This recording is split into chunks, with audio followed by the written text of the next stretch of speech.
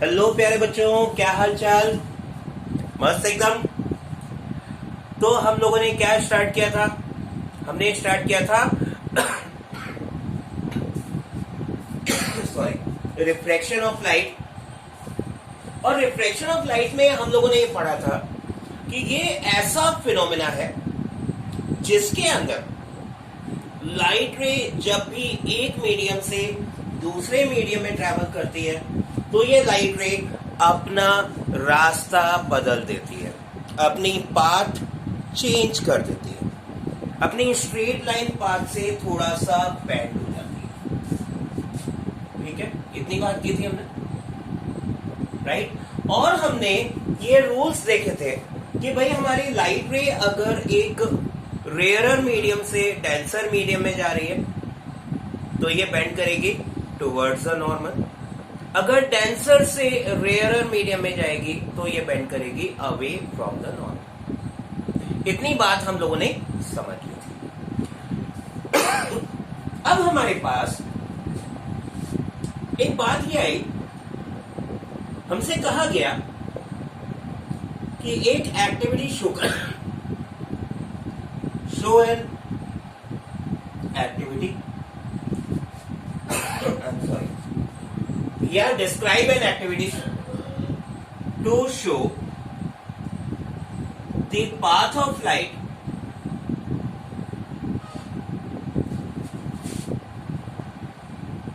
through a glass slab और rather rectangular glass slab। glass slab बहुत सारे shapes के हो सकते हैं। We are going to take it through a rectangular glass slab। एक रेक्टेंगुलर ग्लास स्लैब से अगर लाइट रे पास होती है तो इस लाइट रे के रेक्टेंगुलर ग्लास स्लैब से पास होने में ग्लास स्लैब के अंदर ये क्या रास्ता लेती है, ग्लास स्लैब के बाहर इसका रास्ता कैसा रहेगा, राइट। तो हम लोग क्या करेंगे, हम लोग पहले अपना ग्लास स्लैब बना लेते हैं। कैसा ग्लास स्लैब होता है? रेक्टेंगुलर होता है। अब इस रेक्टेंगुलर ग्लास स्लैब में हमने एक ऑब्लिक तिरछी रे आती हुई ली, क्योंकि हमने ये समझा था अलोंग द नॉर्मल तो लाइट रे बेंड होगी नहीं। ठीक है, जो पॉइंट ऑफ इंसिडेंस है, इस पॉइंट ऑफ इंसिडेंस पे ग्लास स्लैब के सरफेस के परपेंडिकुलर एक लाइन ये लाइन क्या थी? ये लाइन कहलाती है भाई नॉर्मल। ठीक, अब हमने ये बोला था भाई हमारी लाइट रे अगर रेयरर मीडियम से रेयरर मीडियम, यहां पे एयर है, रेयर है, यहां क्या है? ग्लास।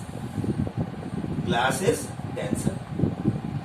अगर ये डेंसर मीडियम में जा रही है तो इसे सीधे जाने के बजाय बेंड करना चाहिए नॉर्मल की तरफ, यानी ये नॉर्मल की तरफ बेंड कर देगी। It will bend towards the normal,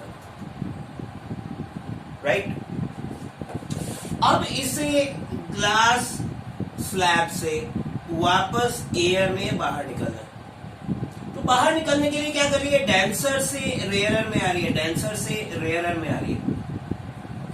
ये जो नया पॉइंट ऑफ इंसिडेंस है इस पे अगेन ड्रॉप करेंगे एक नॉर्मल, ये नॉर्मल।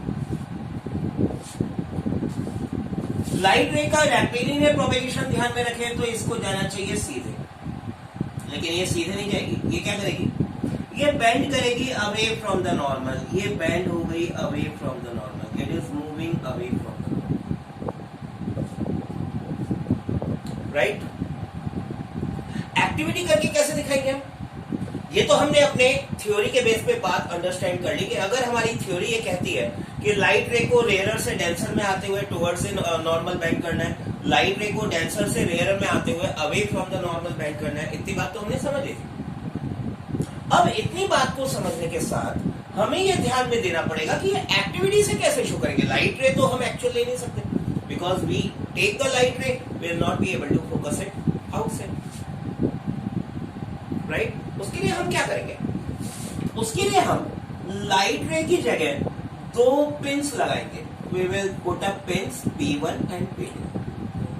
क्या किया हमने ड्राइंग शीट ली, ड्राइंग शीट के ऊपर स्लैब रख दिया, ड्राइंग शीट के ऊपर स्लैब रख दिया। इस ड्राइंग शीट के ऊपर हमने दो पिन्स फिक्स कर ली। ये दो पिन्स स्ट्रेट लाइन में एक लाइट रे को डेमोन्स्ट्रेट कर रही है, राइट।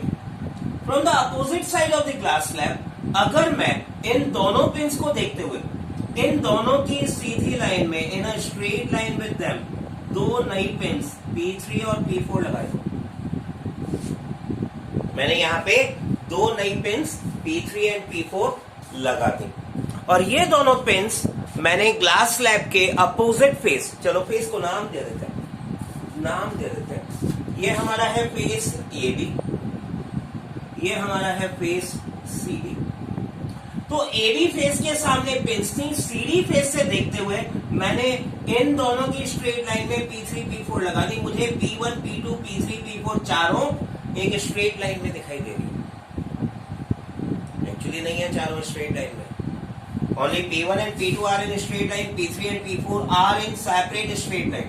बट ग्लास स्लैब के फेस CD से हम देखेंगे तो चारों हमें स्ट्रेट नजर आएंगी, कारण P1 P2 से आने वाली रे हमें एक्चुअली इस डायरेक्शन में आती हुई नजर आ रही है।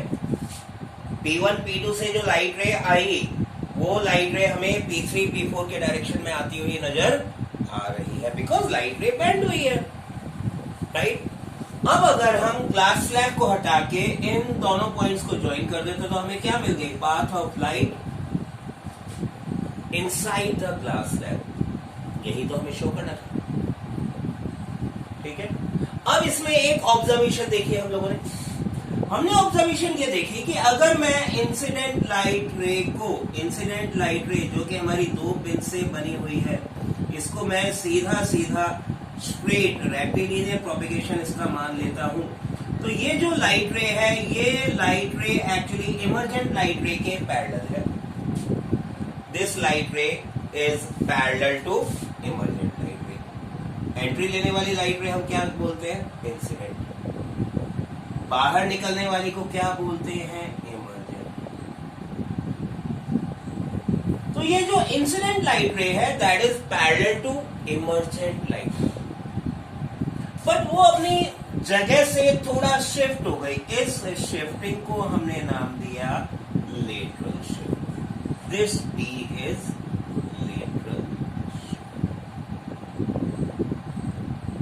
This D is lateral shift. और ये जो लेटरल शिफ्ट है, ये लेटरल शिफ्ट किस कारण हुआ है, कारण क्या है, साइंस कारण मांगती है।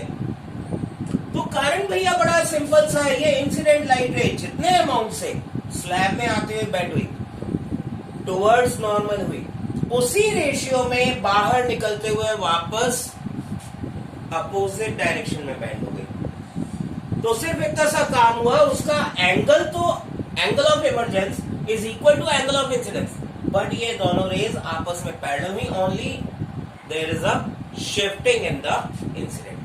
ये इंसिडेंट रे इधर सीधी लाइन में इस डायरेक्शन में आनी चाहिए थी, इस पॉइंट से एमर्ज होने के बजाय ये राइट पॉइंट से एमर्ज हो गई है, राइट।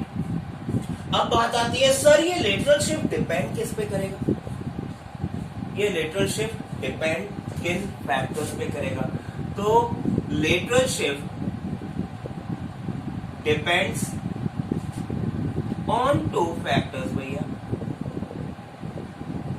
दो फैक्टर्स ऐसे हैं जिनके ऊपर ये डिपेंड करता है।